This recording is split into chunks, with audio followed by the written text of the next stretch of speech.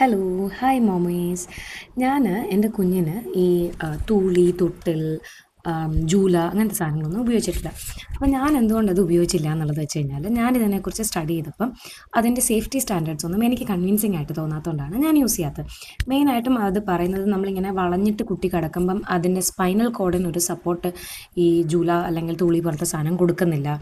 അതുപോലെ കുഞ്ഞിൻ്റെ ചിൻ വന്നിട്ട് ചെസ്റ്റ് ടച്ച് ചെയ്തിട്ട് കുഞ്ഞിന് സഫക്കേഷൻ ഉണ്ടാവാനും കുഞ്ഞിന് പ്രോപ്പർ ഓക്സിജൻ കിട്ടാതെ വരെയും പിന്നീട് അത് അൺഅറ്റൻഡ് ആയി പോവുകയാണെങ്കിൽ മരണത്തിലേക്ക് വരെ നയിക്കാൻ പ്രശ്നം ആവുന്ന ഒരു കാര്യമായിട്ട് ഞാനതിനെ ശ്രദ്ധിച്ചു.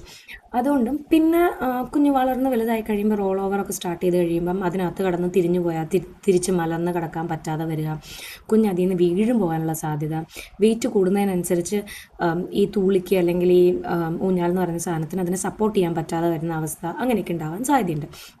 പിന്നെ ഇതൊരു ഹാബിറ്റ് ഫോമിംഗ് ആണ്. അതായത് തുള്ളിയിൽ കിടന്ന് ഉറങ്ങിയ കൊച്ച് ആ ഒരു ആട്ടമില്ലാതെ ഉറങ്ങാൻ പറ്റില്ല എന്നുള്ളൊരു സിറ്റുവേഷനിലേക്ക്, പകലും രാത്രിയും ഒക്കെ അത് വേണം എന്നുള്ളൊരു സിറ്റുവേഷനിലേക്ക് വരാനും പിന്നെ അത് വീൻ ഓഫ് ചെയ്തെടുക്കാൻ ഒത്തിരി കഷ്ടപ്പാട് വരുന്നൊരു കാര്യമാണ്. പിന്നെ ഞാൻ ചിലയിടത്ത് ഇങ്ങനെ പറഞ്ഞു കേട്ടു, ഇങ്ങനെ ഒത്തിരി ഇട്ട് ആട്ടുമ്പം കുഞ്ഞിന് തല ഇറങ്ങിയിട്ട് ഒരു ഡിസിനസ് പോലെ വന്നിട്ടാണ് കുഞ്ഞ് ഉറക്കത്തിലേക്ക് പോകുന്നത്, അത് അത്ര നല്ല ഉറക്കമായിരിക്കത്തില്ല എന്ന് ഞാൻ കണ്ടു. അതിന് പകരമായിട്ട് പറയുന്നത്, പിന്നെ ഒരു കാര്യം ഞാൻ ഇതിനെക്കുറിച്ച് വേറൊരു കാര്യം ശ്രദ്ധിച്ചത്, USA തൂളി ബാൻഡാണ് because of its safety standards. Australia, UK പോലുള്ള സ്ഥലങ്ങളിൽ ഇത് യൂസ് ചെയ്യരുതെന്ന് പറയുന്നുണ്ട്.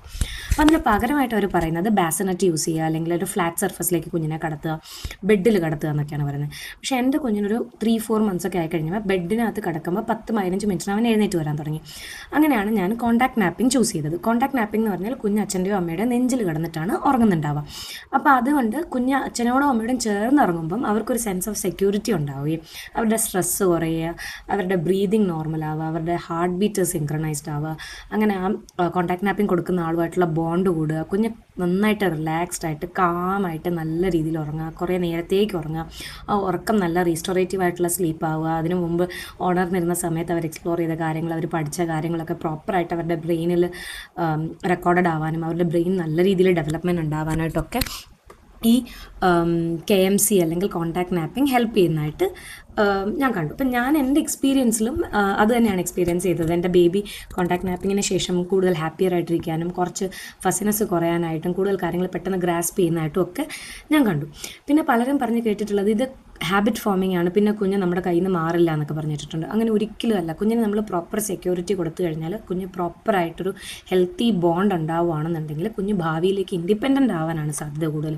പിന്നെ ഈ ഒരു കോൺടാക്ട് നാപ്പിംഗ് അല്ലെങ്കിൽ നമ്മൾ റോക്ക് ചെയ്ത് നമ്മളിങ്ങനെ കുഞ്ഞിനെ തട്ടിക്കൊടുത്ത് റോക്ക് ചെയ്ത് ഉറക്കുന്നത് കുഞ്ഞിന് സ്ലീപ്പ് മെച്യൂരിറ്റി അറ്റൈൻ ചെയ്യുന്നതിനനുസരിച്ച് കുഞ്ഞ് തന്നെ അതിൽ നിന്ന് വീൻ ഓഫ് ചെയ്ത് വരും.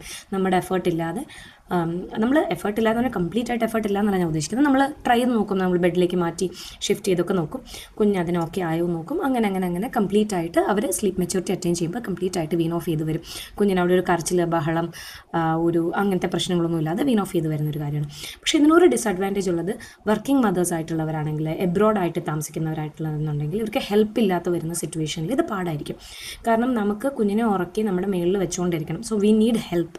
അപ്പം നമ്മുടെ ഗ്രാൻഡ് പേരൻസ് കൂടെ ഉണ്ടാകുന്നുണ്ടെങ്കിൽ, അല്ലെങ്കിൽ നമുക്കൊരു നാനി അങ്ങനത്തെ ആരെങ്കിലും ഉണ്ടെന്നുണ്ടെങ്കിൽ കുഞ്ഞിനെ ഉറക്കി കൈ പിടിച്ചുകൊണ്ടിരിക്കാൻ പറ്റുന്നുണ്ടെന്നുണ്ടെങ്കിലാണ് ഇത് ബെസ്റ്റ്. അല്ലെങ്കിൽ നമ്മൾ കുറച്ച് സ്ട്രഗിൾ ചെയ്യുന്നതായിട്ട് എനിക്ക് തോന്നിയിട്ടുണ്ട്. കുറച്ച് സ്ട്രഗിൾ ചെയ്യേണ്ടി വരും. ബട്ട് അത് മാറ്റി കഴിഞ്ഞ് വെച്ച് കഴിഞ്ഞാൽ കുഞ്ഞിൻ്റെ കാര്യത്തിൽ ഇത് വളരെ നല്ലൊരു കാര്യമാണ്. But there are other methods. എൻ്റെ പാരൻറ്റിങ് ചോയ്സുമായിട്ട് ഇത് കൂടുതൽ അലൈൻഡ് ആയിട്ടിരുന്നതുകൊണ്ട് ഞാൻ കോൺടാക്ട് നാപ്പിംഗ് ചൂസ് ചെയ്തു. നിങ്ങളുടെ ബേബിയെ കാമായിട്ട് ഹാപ്പിയറായിട്ട് ഉറക്കാനായിട്ട് നിങ്ങൾ യൂസ് ചെയ്യുന്ന മെത്തേഡ് എന്താണെന്ന് നിങ്ങൾക്ക് കമൻറ്റ് സെക്ഷനിൽ ഷെയർ ചെയ്യാം. Thank you. Bye bye.